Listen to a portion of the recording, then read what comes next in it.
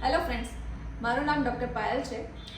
ઘણીવાર આપણે જોયું છે કે બાળકોમાં ઘણી બધી ઓરલ હેબિટ્સો જોવા મળે છે. હવે આ ઓરલ હેબિટ્સો કઈ છે, એના લીધે શું થઈ શકે છે અને એને કઈ રીતે અટકાવી શકાય અને એની સારવાર માટે આપણે શું કરી શકીએ, એના વિશે આજે આપણે સમજીએ. તો ઓરલ હેબિટો કઈ કઈ હોય છે તો એના વિશે જાણીએ. થમ્બ સકિંગ એટલે કે અંગૂઠો ચૂસવાની આદત, નેલ બાઇટિંગ નખ ચાવવાની આદત, લિપ બાઇટિંગ હોઠ ચાવવાની આદત, ટંગ થ્રસ્ટિંગ જીભને આગળ ધકેલ લેવાની આદત, બ્રક્સિઝમ દાંત કચકચાવવાની આદત, માઉથ બ્રીથિંગ એટલે કે મોઢું ખુલ્લું રાખીને શ્વાસ લેવાની આદત. આ નોર્મલી બાળકોમાં આ હેબિટ્સો જોવા મળતી હોય છે. તો આમાંથી અમુક વિશે આજે આપણે જાણીએ કે એના લીધે શું થઈ શકે છે. હવે થમ્બ સકિંગ થવાના કારણો, એના લક્ષણો, કઈ રીતે અટકાવી શકાય અને એની સારવાર માટે શું કરી શકે એના વિશે જાણીએ. બાળકોને કુદરતી રીતે જ કોઈ પણ વસ્તુ મોઢામાં નાખવાની આદત હોય છે, જેના લીધે અંગૂઠો ચૂસવાની આદત આવી શકે છે. બાળકને આના લીધે સિક્યોર ફીલ થતું હોય છે, જેના લીધે અંગૂઠો ચૂસવાની એક આદત બની શકે છે. ઘણીવાર જન્મથી જ આ આદત જોવા મળતી હોય છે.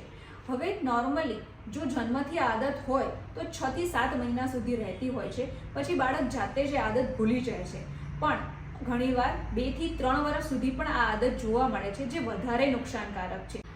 ઘણીવાર બાળક સૂતું હોય ત્યારે પણ અંગૂઠો મોઢામાં રાખીને સૂવાની આદત આવી જાય છે, જેના લીધે અંગૂઠો ચૂસવાની આદત આવી શકે છે. હવે આ આદતના લીધે કયા લક્ષણો જોવા મળે છે એના વિશે સમજીએ. તો અંગૂઠો ચૂસવાના લીધે તાળવું એટલે કે પેલેટનો આકાર ચેન્જ થઈ જાય છે. એ નેરો એટલે કે સાંકડું થઈ શકે છે, જેના કારણે દાંત વાંકા ચૂકા આડાવડા આવે છે અને ઉપરના 2 દાંત બહાર આવી શકે છે. જીભની સ્થિતિ નોર્મલ નથી હોતી અને ઘણીવાર ચામડીની પણ સમસ્યા આવી શકે છે, જેમ કે કન્ટિન્યુઅસલી અંગૂઠો ચૂસવાના લીધે અંગૂઠા પર ઘસારો જોવા મળે છે. હવે આ આદત અટકાવવા માટે આપણે શું કરી શકીએ એના વિશે જાણીએ. અંગૂઠો ચૂસવાની આદત અટકાવવા માટે આપણે બાળકને નરમાઈથી પ્રોત્સાહિત કરવું જોઈએ છે. તેના પૂરતું પોષણ નથી મળતું એટલે બાળક ભૂખ્યું રહેતું હોય છે, એના લીધે પણ આ આદત જોવા મળતી હોય છે. તો એની જરૂરિયાતો પૂરતી પાડીને એને બાળકને પૂરતું પોષણ આપવું જોઈએ. બાળકને એજ્યુકેટ કરવું જોઈએ કે આ આદતના લીધે તેને શું નુકસાન થઈ શકે છે. આ સમજાવવાથી તે દૂર આદત થઈ શકે છે. હવે આ આદત માટે શું સારવાર કરવી જોઈએ એના વિશે સમજીએ. પોઝિટિવ રિવર્સ એટલે કે બાળકોને પોઝિટિવ રિવર્સનો સિસ્ટમનો ઉપયોગ કરીને તમે આ આદત છોડાવી શકો છો.